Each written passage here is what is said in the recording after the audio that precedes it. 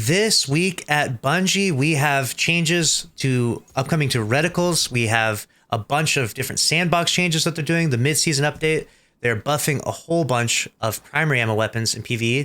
Go ahead and watch this little trailer they gave us here. If you pay attention to the reticles here, you'll notice all the up-and-coming changes. Shooting the touch of mouse, you can see the reticle changes. They're shooting that blight out from there. It's not as noticeable with certain weapons, but with the Ace, for example, you see the 6 dots below the reticle.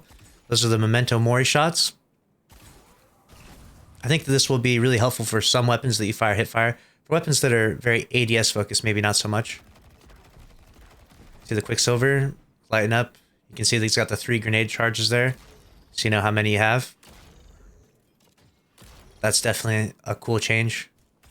I like that for the Quicksilver. We also have the hotfix has gone live. We got some changes in the game. Same thing with the Vex. You can see it's linear fusion rifle mode, using up to the 3 different reticles there. Now let's go ahead and read through the entirety of the Twab, starting from the beginning.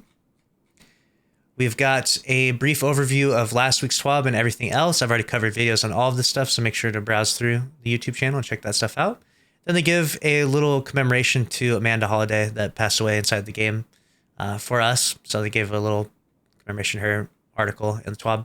Next up, they have a talk about difficulty where they're changing the health of enemies in the game. We recently had an article which was bringing challenge back to Destiny, and they're kind of reverting some of that stuff in some ways by making enemies not have quite as much health.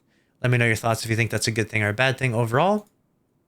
And then next up, we have the mid-season preview weapons edition, where they're going to go through all these different weapons. And I'm going to give you the TLDR of everything I've already read through the Twab. We have the primary ammo balance, especially focused in PvE. So we have auto rifles getting a 25% buff, pulse rifles getting a 20% buff, scout rifles and pulse rifles, hand cannons, and sidearms, that is for 20%. Keep that in mind. And scout rifles getting 10%. So in PvE, they're all going to hit a lot better and a lot stronger. So definitely whip out some of those god rolls. It's not just going to be an SMG meta like it has been for a while now. It's going to be a little more balanced in terms of the sandbox. And then they say SMGs and bows. We tuned the rest of the primary weapons using these 2 archetypes as benchmarks, but as mentioned above, we'll continue to keep an eye on the primary weapon balance in PvE and may revisit this tuning as needed. So there you go.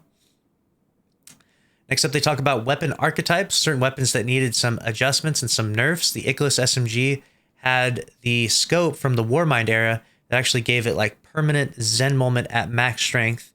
And so they ended up removing that. And so they have nerfed the Icarus SMG. And there's actually an aggressive frame SMG nerf coming in Season 21. So be aware of that. So that will be a big rip to Icarus SMG, Immortal, and others. Will get affected by that. And then we've got the fusion rifles are getting a slight buff actually to the rapid fire frame. They got hit with such a harsh nerf before that they're increasing their potency just a little bit.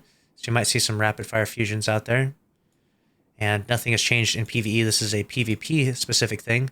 Not exactly excited about that one because I don't really like a fusion rifle meta in PvP. Hopefully it doesn't make it that, but we'll see. Then they're doing some interesting adjustments to trace rifles because the usage rates of trace rifles are so low right now. They're going to be adjusting a variety of different things. Increase the base damage by 4%.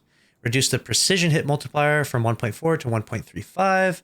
Increase the effectiveness of stability at reducing flinch by 10% at 100 stat. So stability will matter a lot more on a trace rifle. We'll have to bring you a godroll trace rifle guide and see what the best trace rifle in the game is inside PvP after these changes. Then we have some sniper rifle changes, especially towards the rapid fire frame. So get ready to melt some raid bosses with some rapid fire frame snipers like the Praetus Revenge. That's probably the best one. We have reduced recoil by 50%, increased total ammunition, magazine plus reserves by 30%. So that looks nice. Exotic weapons. The final warning exotic sidearm was able to track enemies behind a Titan barricade, making it a little bit busted. I've made a clip talking about that. And so they've removed its ability to track enemies behind Titan barricades. The Taraba has been very strong and very potent for a long time now. So they are doing a harsh nerf to the Taraba. F's in the comments for the Taraba. Reduce the amount of Ravenous Beast energy when taking damage from 3% to 1%. Reduce zoom from 16 to 15. So a reduction in its range overall. And it's going to be harder to proc the perk. So Tarba is going to be still probably decent, but it's going to be a lot harder to get that Ravenous Beast procced. Then they're doing a buff to Revision 0. So it's going to have 4 times the charm will now be reset when entering Hunter's Trace. This will prevent an issue of firing a single shot while in the Hunter's Trace and being forcibly returned to the Pulse Rifle mode, which was an issue when using that. We have increased PvE damage of the Hunter's Trace rounds by 25%, increased PvE damage of the Hawkeye Heavy Burst rounds by 75%. So Revision 0 is definitely on the menu there. Then we have this entire video that we just watched about the reticle changes, and they go through some of that stuff. A sweeping Season 21 launch, we have all of this to prepare for. So next season, we're getting all of this. A sweeping rework of hipfire reticles, like we saw above. Aggressive frame SMG nerf, like we talked about. A 10% PV buff to sniper rifle damage. Buffs/adjustments to more than a dozen exotic weapons, including Graviton Lance and Salvation's Grip. So look forward to the Graviton Lance and Salvation's Grip buffs. We'll see how strong they are after that in the launch of Season 21. Then they have an entire article mentioning how Zoom has been breaking weapons for a while now. If you don't know how it works, there's a bunch of different stats on every weapon, right? You've got range, handling, stability, and all of that. Zoom is one of those stats, and Zoom adds like omega range to any given weapon. So if certain weapon archetypes have more Zoom than others, then they just have way more range, making them significantly more potent and powerful inside PvP and even PvE from time to time. So what they're doing is they're adjusting that Zoom value and how much that affects range inside the game. So that way you can have different archetypes of weapons with different Zoom and not just make the highest Zoom archetype the best always, which has been an issue for a while. So I'm actually looking forward to this. I think this is a good change. So that way we can have different Zoom weapons and they can still be balanced with different range stats and make all the weapons good instead of making all the weapons have the exact same Zoom. It's actually an excellent change. Then they talk about the missing Kvastov, how that it's in all of the cutscenes, but we don't actually have it, right? So why it's in all of the cutscenes rather. And they said that they made it the default weapon because there's like sometimes there's a bow that's there, and sometimes there's like a grenade launcher and stuff. Glaives and bows were bugging out the cutscenes, so they just made it the default weapon is the Kvastov. So they wanted to do an article about that, why the Kvastov is in all of the cutscenes, which is interesting. Then they mentioned a little sneak peek behind the scenes of some of the stuff that they're doing here with reframing the cinematics. This is what you see, and this is what's actually happening in game. You can see Crow's all sort of twisted around right there. Interesting stuff. There will be wallpapers. They give a bunch of different wallpapers away, so if you want to go download some of these, you can.